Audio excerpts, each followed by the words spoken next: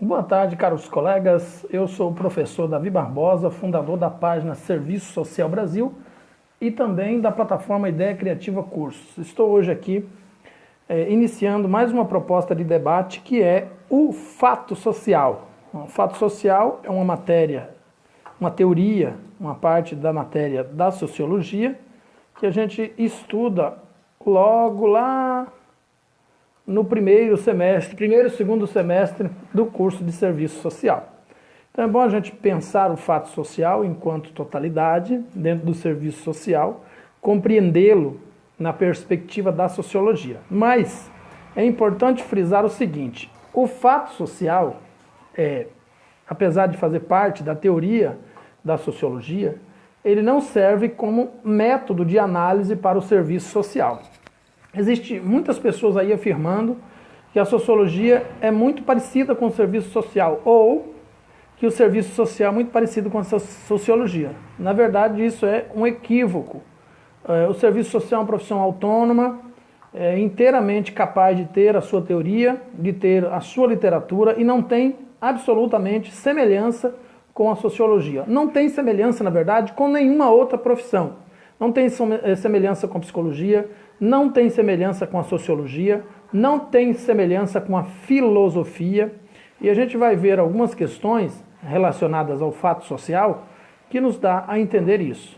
Então, a primeira parte que a gente precisa entender do fato social é que ele foi utilizado no início do serviço social, antes da renovação, antes da suposta superação do conservadorismo e do tradicionalismo lá em 64. Então, na época em que o serviço social era positivista, funcionalista, se utilizava a abordagem do fato social para analisar o sujeito. Hoje se entende que fato social, na sua imensa maioria, nada mais é do que senso comum e cultura popular, que tem o seu valor para conhecer o sujeito, tem um valor no estudo do sujeito, no estudo do objeto da ação, do projeto de intervenção, mas não serve como teoria de enfrentamento, de instrumentação, de documentação, de aplicação na proposta de encontrar uma intervenção. Então, a gente precisa compreender o fato social para compreender o sujeito, mas não é categoria fundante do sujeito o fato social em si. Ou seja, o fato social explica quem é o sujeito, mas a sua compreensão nos leva à criação de intervenções e outros instrumentos para poder conhecer, desmistificar e decifrar o sujeito. Só com o fato social não é possível. Então, assim como várias outras teorias, nós precisamos conhecer a sociologia, a filosofia, pelo menos introdutoriamente, para poder, a partir daí, conhecer o fato social, conhecer propostas, desenvolver propostas de intervenção e de enfrentamento das multifacetadas expressões da questão social. Então, só para entender, para esclarecer, antes da gente aprofundar no assunto, o fato social é o contrário da questão social, são antagônicos em si. Então, questão social é uma coisa e fato social é outra coisa totalmente oposta. Enquanto que, na compreensão da questão social, se estuda o sujeito na intenção de descobrir quais foram os processos que levaram à exclusão, através do materialismo histórico dialético, do estudo da alienação, e também do senso comum e também do fato social. Então, o fato social pode ser compreendido como uma parte do conhecimento do sujeito no que diz respeito à cultura popular, no que diz respeito ao senso comum. Uma parte do estudo da questão social poderia se entender como uma parte teórica desse estudo, sendo o fato social, mas não a sua totalidade, porque, na regra geral, no fato social, o sujeito é culpado pelo seu processo de exclusão, chamado de anomia do sujeito, Ele é culpado, ele é doente, ele sofre de vagabundagem, de preguiça, de falta de capacidade administrativa, entre outras coisas, unicamente só. Então se reduz a exclusão social a culpar o sujeito, exclusivamente. Então ele precisa ser diagnosticado, e aí vem a palavra diagnóstico social, que muita gente utiliza, lá do positivismo, do funcionalismo, está se utilizando até hoje, que tem relação direta com o fato social. Então, a utilização do fato social tinha como objetivo na sociologia o diagnóstico do sujeito. O estudo social tem como objetivo conhecer o sujeito e não diagnosticar. Não é diagnosticar porque não é doença. Conhecer o sujeito porque ele tem frutos da sua exclusão, construída pelo Estado, pelo capitalismo, imposta por terceiros. E aí, novamente, volta a questão do fato social. E aí a gente vai ver o seguinte, que o fato social vem da sociologia, ele diz respeito com a relação entre os indivíduos e a sociedade. Mas a construção dessa compreensão do fato social, genericamente, levou a tornar o indivíduo único, isolado do seu todo. E aí é que entra a questão positivista, funcionalista, nesse isolamento do sujeito, né? Quando você estuda a sociologia, na compreensão que a nova sociologia humanista, que a sociologia está passando por um processo de transformação também, ela está deixando o contismo, está deixando um pouco o funcionalismo, o positivismo, para se tornar mais humanista. Então a sociologia também está amadurecendo. Mas levando em conta as partes iniciais, os estudos iniciais, as teorias iniciais da sociologia, você vai perceber que o indivíduo é responsável pela sociedade e não a sociedade responsável pelo indivíduo. Então, essa teoria é de Émile Durkheim, né, a teoria dos fatos sociais. Ele nasceu em 1858 em Épinal, na França. Ele é de família judaica, família extremamente religiosa. Ele foi professor em 87 em Bordeaux. Depois ele escreveu o seu primeiro trabalho da divisão do trabalho social. O seu segundo trabalho, em 1895, Regras do Método Sociológico. Em 1898, ele fundou a revista L'Ennui Sociologique, alguma coisa assim, eu não sou bom de francês. Em 1902, foi professor da Faculdade de Letras da Universidade de Paris. Em 1912, ele escreveu As Formas Elementares da Vida Religiosa e morreu em 1917 em Paris. Ok? Então, só para a gente conhecer um pouquinho da trajetória histórica de quem foi Émile Durkheim.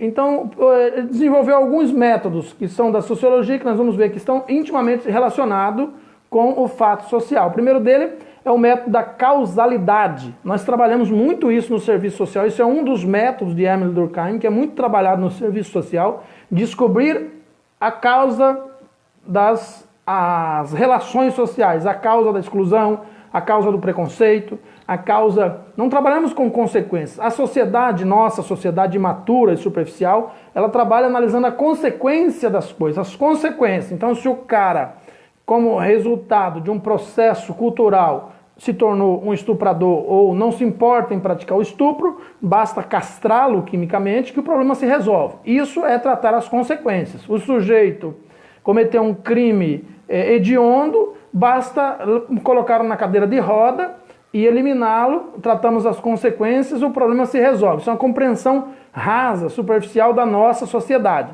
né? Que é contra a descriminalização do aborto, que é a favor do castigo físico para a educação doméstica, que argumenta efusivamente em favor, sem perceber, de forma velada e até mesmo sem perceber, coercitivamente, em favor da cultura do estupro, da LGBTfobia e por aí vai, do racismo, do preconceito. A sociedade construiu e não quer que seja analisada a causa. Por quê? Porque se analisarmos as causas do problema, nós vamos ver que as pessoas que mais criticam o problema, ou que são mais favoráveis à extinção do problema, é que são a causa do problema. Quando se faz um estudo mais aprofundado, se descobre que os maiores acusadores, os mais justiceiros dos problemas sociais, aqueles que querem resolver a ferro e fogo, a base da tortura, a base da pena de morte, a base da castração química, quando se analisa as causas, se descobre que eles são os culpados dessa causa ou fazem parte do grupo de culpados da existência dessa causa. A mesma coisa se fala, por exemplo, de estupro, do aborto, desculpe. Eu já provei aqui na página que o grande culpado pela cultura do aborto no Brasil são os mesmos que são contra a descriminalização do aborto. Provei aqui argumentativamente. Algumas pessoas discordaram, mas eu comprovei com fatos estabelecidos cientificamente que os grandes culpados pelo grande número de abortos clandestinos no Brasil são os mesmos que criminalizam de forma intensa e violenta o aborto.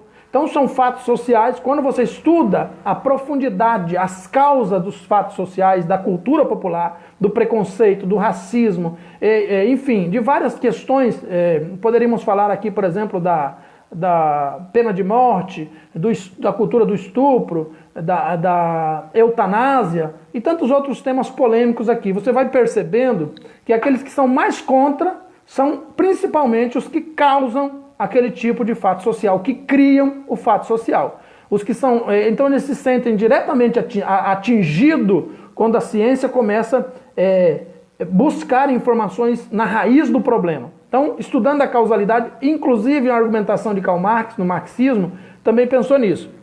Então aí Durkheim se preocupa em estabelecer um corte quanto ao método de Comte e Spencer, principalmente preocupados em identificar a utilidade dos fatos sociais.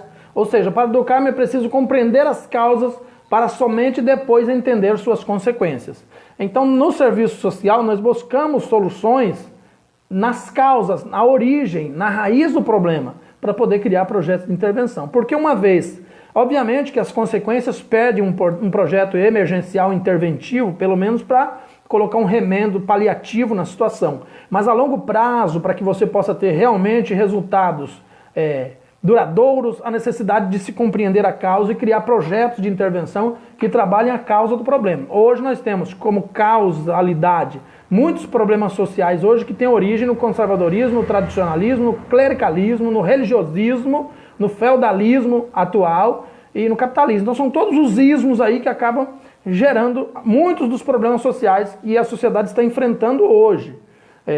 Muitas pessoas que vivem de saudosismo ficam dizendo que tempos bons eram antigamente. Mas aí eu faço a seguinte pergunta, principalmente no que diz respeito à educação doméstica. Se antes foi tão bom, por que é que nós temos como resultado hoje a sociedade de ontem? E todos estão reclamando da sociedade de hoje, como ela não está boa, muito violenta, muito agressiva. Ou seja, se a sociedade de ontem foi tão efetiva, foi tão bem sucedida, educava seus filhos tão bem, tinha uma capacidade de educação tão bem, por que que os filhos dos filhos desses não souberam educar seus filhos?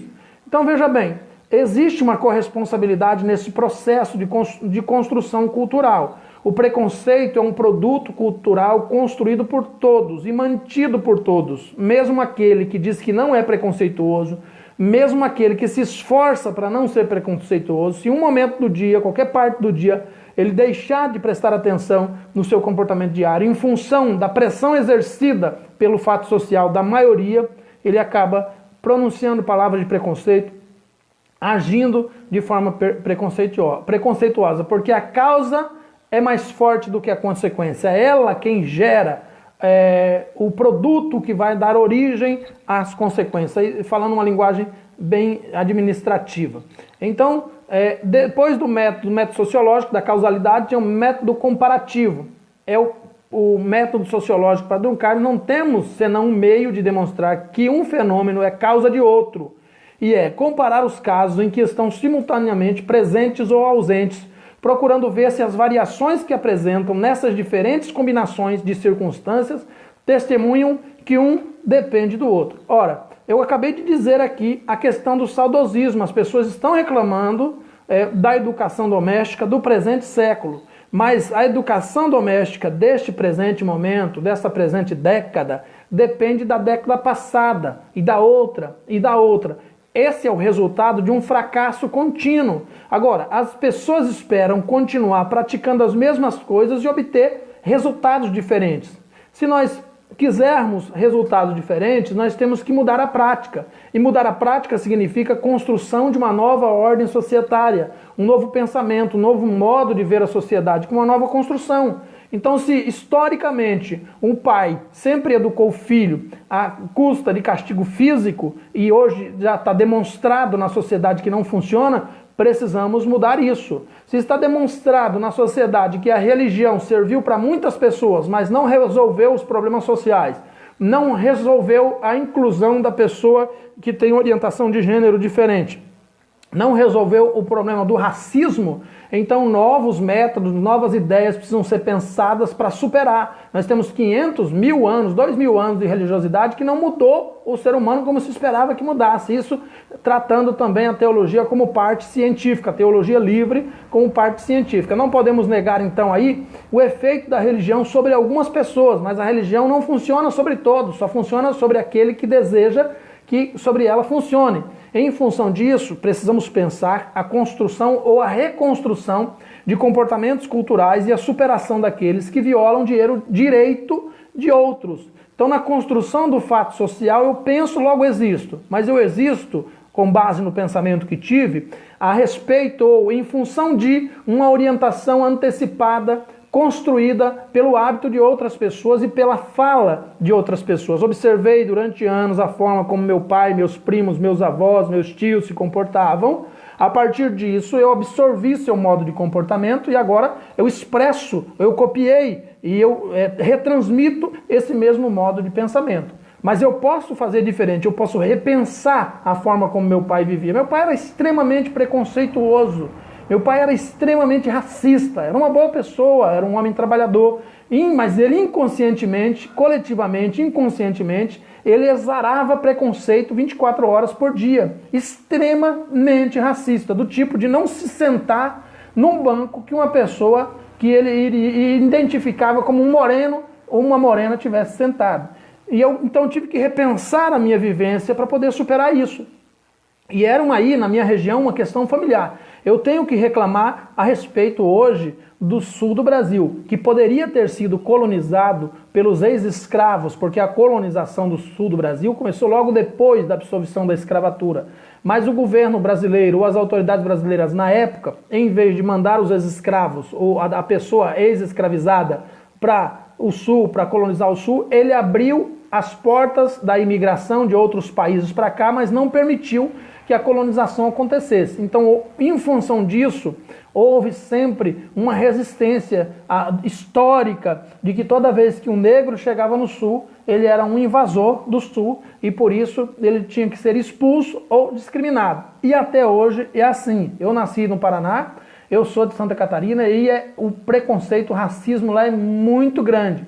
É muito grande o número de pessoas ali. Eu falo porque lá vivi. Obviamente que existem muitas pessoas boas, pessoas que já superaram isso, que já estudaram, que já amadureceram, mas a cultura construída lá é assim. E eu poderia dizer isso de todo o Brasil, porque inclusive aqui as pessoas que são objeto de estudo do racismo também são racistas.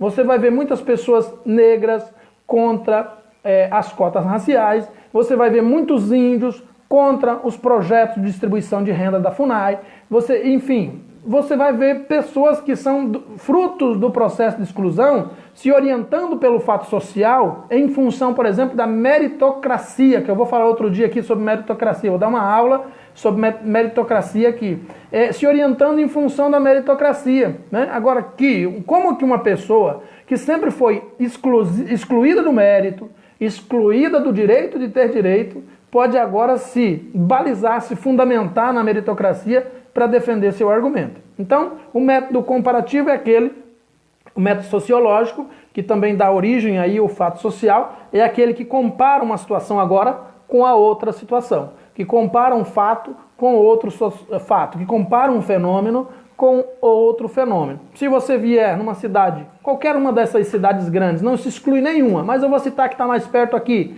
é Salvador. Você vai analisar em algumas regiões de Salvador que o que separa a exclusão social do capitalismo acumulador é uma rua. Do lado de cá estão os grandes conglomerados capitalistas, onde um terreno custa 200, 300, 400 mil reais até R$1 milhão.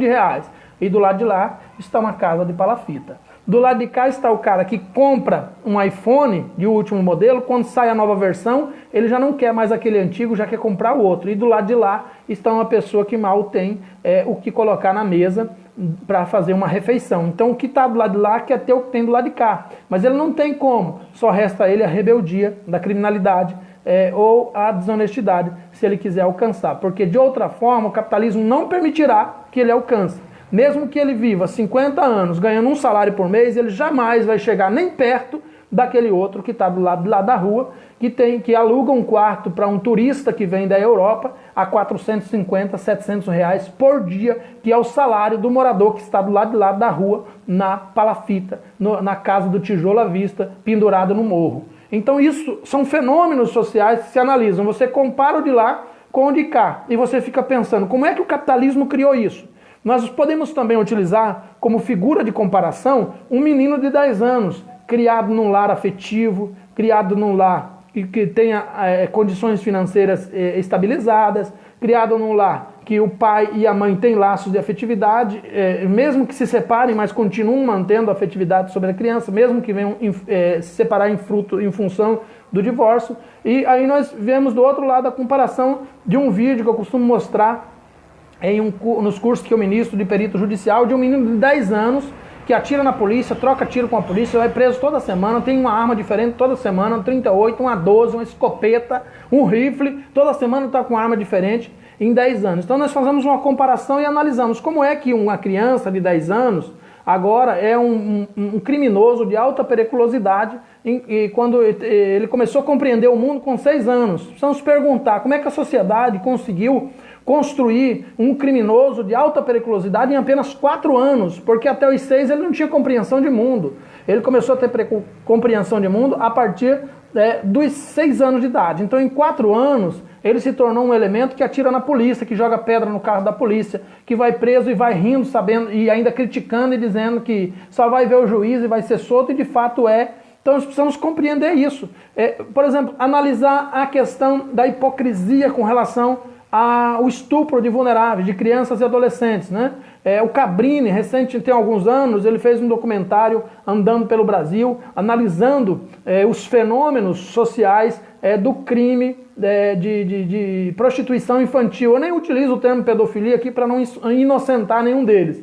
E ele vai ouvir crianças falando que os principais que procuram eles são os ricos da cidade, são os vereadores, os pastores, os juízes, os professores, os advogados, enfim, as pessoas de bem da sociedade. São fenômenos sociais que a gente analisa, que vão procurar as meninas de 13, 14 anos, e elas dizem quanto mais nova nós somos, mais eles querem e mais eles pagam caro. Quando a gente analisa, e essa pesquisa foi feita em Salvador, foi feita em São Luís, no Maranhão, essa outra que eu estou falando aqui, os principais críticos das pessoas que fazem, profissionais do sexo, que vendem o corpo, os profissionais do sexo nas grandes capitais, quem mais procuram são esses. E fazendo uma análise também, aí na cidade de Salvador, foi colocado numa pesquisa, algumas meninas, num experimento social, desculpe, pesquisa não, um experimento social, 6 meninas e 6 meninos para fazerem programas. Os 6 meninos rapidamente não estavam mais lá. Homens passaram e alugaram. Homens de bem, de família, pessoas de boa reputação na cidade. Então, analisando os fenômenos sociais, nós percebemos que nós vivemos numa sociedade totalmente hipócrita, que as pessoas vão para a igreja para se esconder dentro da igreja, vão procurar a religião para se esconder dentro da religião, que as pessoas vivem nas redes sociais dando uma de gritando e berrando em favor das revoluções sociais, mas na prática nada fazem, ou até caminham na direção contrária. Então a comparação é para fazer esse tipo de análise. Então, a respeito da análise das épocas, quando a gente analisa os tempos, as pessoas dizem que antigamente não tinha tanto crime. Mentira, sempre foi pior do que hoje. Que antigamente não havia tanto estupro. Mentira. As pesquisas, os estudos mostram que era muito pior. Que antigamente não havia tanto preconceito. Mentira, não havia tanta doença. Mentira também. A expectativa de vida era 25, 40 anos, hoje é 80. A mortalidade infantil era de 90, 95, até 98%. Hoje é 3, 4%. Quando você chega a 6% de mortalidade infantil, a gente já fica preocupado, achando que alguma coisa está complicada, alguma coisa precisa melhorar. E aí, se eu fosse falar de tantas outras coisas, a gente poderia dizer, por exemplo, no método comparativo, que aqui no Brasil não tem muito tempo que colocavam anúncios no jornal dizendo: vendo menina, 11 anos, ainda ingênua, pronta para o sexo. Anúncio nos jornais, rodavam nas praças, pronta para tudo. Ou seja, era assim que o mundo é. Então, quando você vai utilizar o método comparativo, você vai perceber que nós evoluímos e muito, e para melhor. Evoluímos para melhor. Você vai observar que a menina, ela tinha que casar virgem e tinha que ser estuprada em cima da cama para deixar o sangue todo no lençol para mostrar para quem do lado de fora. Caso ela não fosse virgem, ela era devolvida para os pais e se tornava uma enjeitada na sociedade.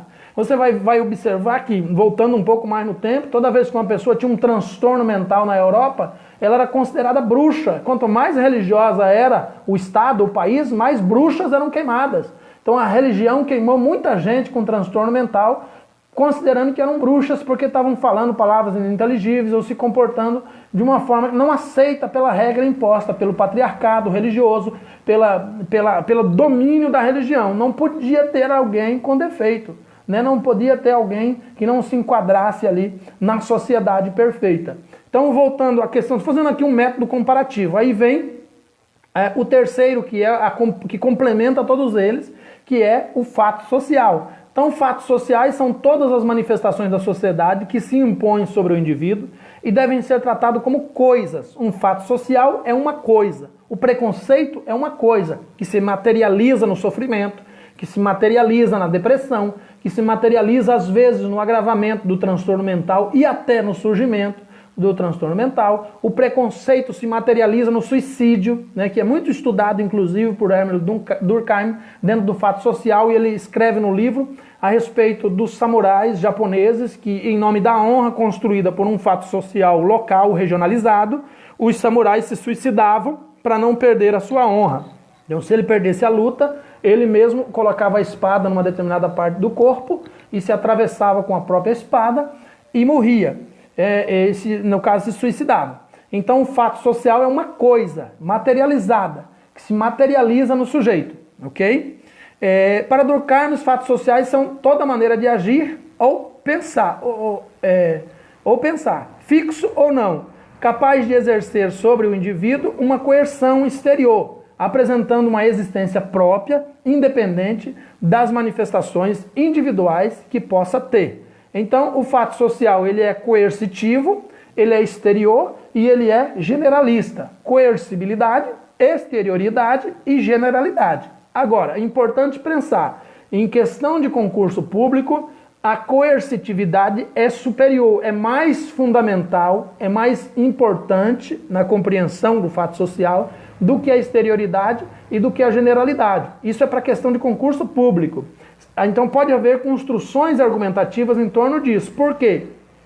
A exterioridade e a generalidade, ela não existe sem a coercitividade. Para que haja a exterioridade, primeiro tem que haver a coercitividade. O fato social não é fato social se ele não for coercitivo. E ele é coercitivo de uma forma sutil, de uma forma que a pessoa não percebe, porque a sua construção, ela vem de uma imposição mental. Eu falei no curso de perito judicial em Salvador, também falei de um curso de perito judicial em Ilhéus e em algumas outras cidades, que a construção da teoria de Carl Jungmann defende que toda mulher gosta de apanhar. Veja bem o que eu vou dizer, vou repetir, toda mulher gosta de apanhar. Isso é uma fundamentação teórica do inconsciente coletivo coercitivo. Não é que a mulher escolheu gostar de apanhar, não é que ela decidiu gostar de apanhar, mas foi imposto durante séculos, décadas, de que ela gostava de apanhar. E aí ela passou a inconscientemente defender a ideia. De que forma? Utilizando, por exemplo, o castigo físico como instrumento de educação doméstica. Ora, se eu acredito que o castigo físico pode produzir educação doméstica, então vou aplicar sobre meu filho. E, de forma indireta, estou defendendo que ele funciona, não tem problema que alguém aplique sobre mim. Então, aí você vai ver mulheres que gostam de apanhar usar as seguintes frases: não é meu pai para me bater. Isso é inconsciente coletivo, comprovando que a pessoa defende a ideia que um determinado ser, que uma determinada figura cultural tem o direito de utilizar o castigo físico como ferramenta de instrução doméstica, de educação doméstica. O sujeito que utiliza pensa da mesma forma. Meu pai utilizava sobre a minha mãe. Meu pai utilizou sobre mim, vou te educar, vou te sufocar, vou te oprimir até que você ceda às minhas vontades e faça aquilo que eu quero que você faça. Então, toda mulher que utiliza o castigo físico nessa base argumentativa tem como princípio que ela gosta de apanhar. Porque escolheu? Não. Porque decidiu? Não. Porque foi imposto por uma construção cultural. A cultura é construída pela sociedade. Todos participam dessa construção de uma forma ou de outra. Toda vez que você, ainda que de forma velada ou inconsciente, manifesta uma atitude que aprova a cultura do estupro, que aprova, por exemplo, a mulher levou uma surra e ela vai na delegacia da queixa. E aí o delegado pergunta para ela: o que foi que você fez para levar essa surra? Isso é, de forma escancarada, a defesa da cultura do machismo e também da ideia de que quando a mulher faz uma coisa errada, ela tem que ser educada pela surra. A mulher foi estuprada, e aí a argumentação é a seguinte: o que foi? Onde é que você estava? Que roupa você estava vestindo? Você estava sozinha no meio de 10 homens? Não tem juízo, não? Você estava andando na rua depois da meia-noite? Como pode isso? Não tem juízo, não? Você não tem, ninguém te ensinou o que é perigoso, sempre culpabilizando a vítima. Então, são fatos sociais criados, coercitivos, que foram impostos na sociedade e que a sociedade defende de unhas e dentes para que ninguém quebre esse fato social. Ele é exterior, que não foi criado pelo indivíduo inicialmente, ele foi imposto ao indivíduo, foi inserido mentalmente ou dialogicamente no indivíduo, e a partir do momento que o indivíduo assimilou aquela ideia, aí ele passa a ser um reprodutor da ideia. Então é exterior porque vem de fora, ou seja, de uma forma mais explícita, eu não criei o preconceito, nem você criou, mas o todo criou, e nós assimilamos. Não criei a cultura do estupro, mas até bem recentemente eu havia assimilado. Hoje, mas não, eu ainda tomo muito cuidado, porque eu já percebi aqui nessa página, muitas vezes, pessoas aqui falando tantas coisas sobre isso e se comportando de forma preconceituosa, machista, defendendo a cultura do estupro. Muito bem. Então, voltando à questão de que o fato social é um dos pequenos métodos de reflexão para se compreender a questão social, é preciso pensar o seguinte: a sociologia pensava a imparcialidade na análise da totalidade. O serviço social pensa a parcialidade. Não existe imparcialidade no serviço social. É importante pensar, a sociologia de Emile Durkheim defendia a neutralidade quando fazia análise da sociedade. O serviço social defende a não neutralidade. Por quê? Porque não somos parciais.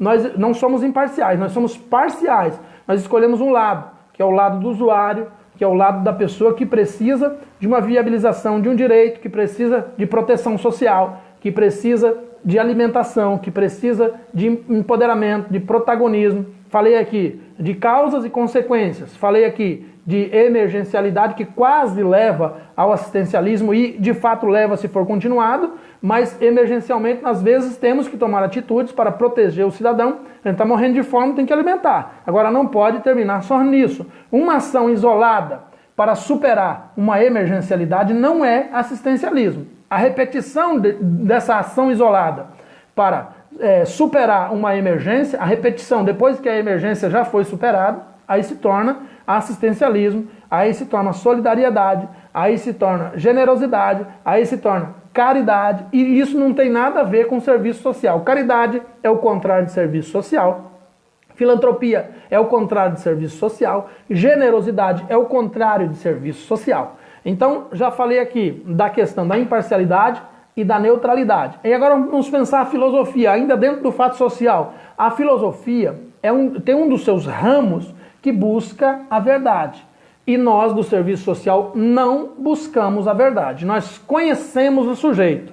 Se o sujeito apresenta fatos que são verdadeiros, então vamos conhecer esses fatos. Se o sujeito apresenta fatos que são mentirosos, vamos conhecer esses fatos. Vamos conhecer o porquê que esse sujeito apresentou fatos que são verdadeiros e quais as causas dessa apresentação. Vamos conhecer porque o sujeito apresentou fatos que são mentirosos e quais são as causas da apresentação dessa mentira. Porque conhecer o sujeito não implica obrigá-lo a falar a verdade não implica que temos a obrigação de fazer juízo de valor e de estabelecer um critério para dizer você está mentindo ou você está falando a verdade. O sujeito apresenta aquilo que possui e nós conhecemos a apresentação do sujeito. A realidade em que o usuário, o sujeito social, o sujeito de direito está vivendo, ela é fruto de uma construção cultural. Se essa construção cultural foi baseada na mentira, nós temos interesse por ela, porque precisamos conhecê-la. Qual é a construção social mentirosa? Ele mente a cair os dentes. É um problema dele e é isso que nós temos que conhecer, porque é isso que ele tem a apresentar. Então, assistente social não busca verdades. Assistente social não é constatador de verdades, não é investigador de verdades, não vai a campo em busca de verdades, para comparar fatos, para comparar a fala do usuário A com a fala do usuário B, para comparar a fala do advogado com a fala do usuário, a fala do delegado com a fala da mulher que foi prestar a queixa, a fala do agressor com a fala da vítima. Não existe um interesse e nem a necessidade de fazer a comparação dos sujeitos para conhecer os sujeitos. Porque cada sujeito tem uma verdade que é sua, que é específica, da especificidade do sujeito, e que não diz respeito à totalidade. E ao mesmo tempo, essa construção, ela é fruto da totalidade. Não diz respeito porque é dele, mas é fruto da totalidade imposta ao sujeito. Então veja se vocês conseguem acompanhar. Mas de forma bem resumida, assistente social não anda em busca de verdades, constatando verdades, comparando verdades. Nós comparamos fenômenos. E se o fenômeno responde, bem. Se não responde, não é o usuário que tem a obrigação de fazer esta resposta. Então, nós vemos como resposta direta aos fatos sociais, no caso de Emile Durkheim, o suicídio. Para finalizar essa reflexão sobre fato social, vamos elencar aqui alguns fatos sociais que nós estamos vivendo que são gravíssimos hoje no Brasil. Gravíssimos. Eu já falei aqui, a cultura do estupro, o machismo, o belicismo, a defesa da punibilidade do sujeito pelo crime cometido, a diminuição da maioridade penal, da idade de responsabilização criminal, as medidas socioeducativas, a rejeição pela medida socioeducativa. Então, o próprio suicídio, a depressão como fruto desse suicídio, a violência doméstica contra a mulher, são fatos sociais criados, estabelecidos e mantidos. O castigo físico contra crianças e adolescentes como instrumento de educação doméstica, tudo isso são fatos sociais. É claro que eu estou falando aqui os mais graves. A gente poderia falar uns menos graves, mas que alguns são até motivos de piada.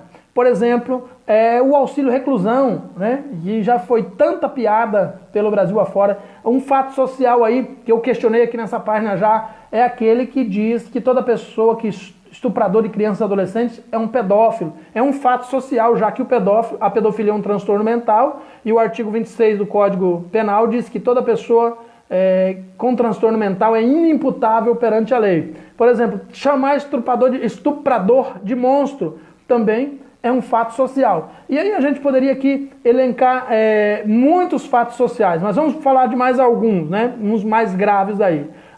Dizer, por exemplo, um fato social bem atual, dizer que descriminalizar o aborto vai aumentar o número de pessoas que vão praticar o aborto. Isso é um fato social, já que a doutora Débora Diniz mostrou que a prática do aborto é feita por 80%, 88% das mulheres que praticam aborto se declararam religiosas, sendo 56% católica, 25% evangélicas e 6% espíritas.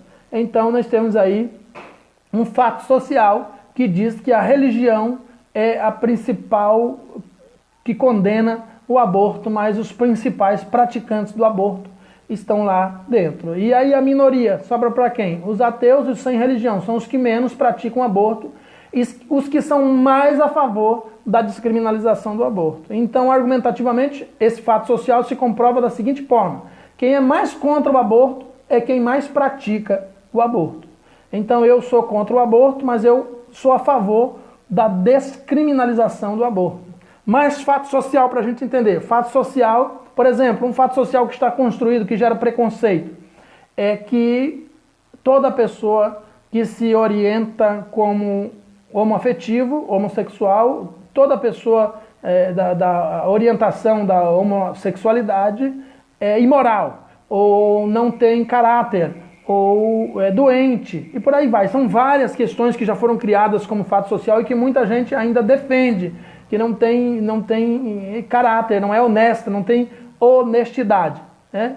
E são fatos sociais. Por exemplo, outro fato social, um casal homoafetivo adotar uma criança, essa criança também vai se orientar como homossexual. São fatos sociais não comprovados cientificamente. E se fosse para a gente elaborar aqui uma porção de outros, um mais atual, assim, toda pessoa que estuda EAD se torna profissionalmente incompetente. É um fato social. Eu sou EAD e não me considero incompetente, pelo menos nunca ninguém me disse que eu era incompetente.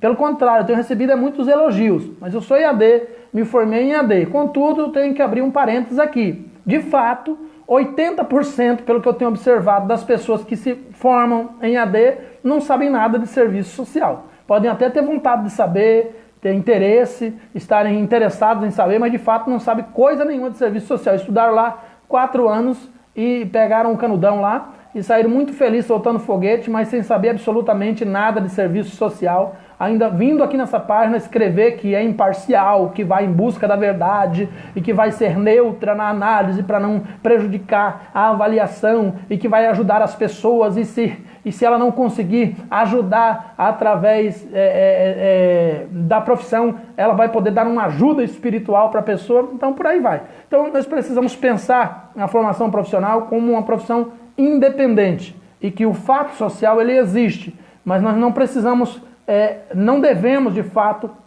absorvê-lo, mas criticá-lo, repensá-lo, reestruturá-lo, provocar a dialética, a tese, a antítese, a síntese, para poder chegar a novas construções. O sujeito tem que repensar o seu modo de viver. Se palavras que eu digo afetam a coletividade, violam direitos de pessoas, agridem o pensamento das pessoas, eu preciso repensar esse tipo de pensamento. Se uma pregação que eu prego exclui o sujeito e não exclui alguns para incluir outros, eu preciso repensar essa prática. Eu preciso rever a minha forma, o meu comportamento, o meu modo de agir. É isso que eu tinha para dizer para vocês hoje sobre fato social. Um grande abraço a todos vocês. Continuem seguindo a página Serviço Social Brasil, divulgando, compartilhando nos grupos que você participa, na sua linha do tempo, para que mais pessoas tenham acesso a este conteúdo que foi construído para vocês com muito carinho. Muito obrigado, boa tarde a todos, fiquem todos com Deus.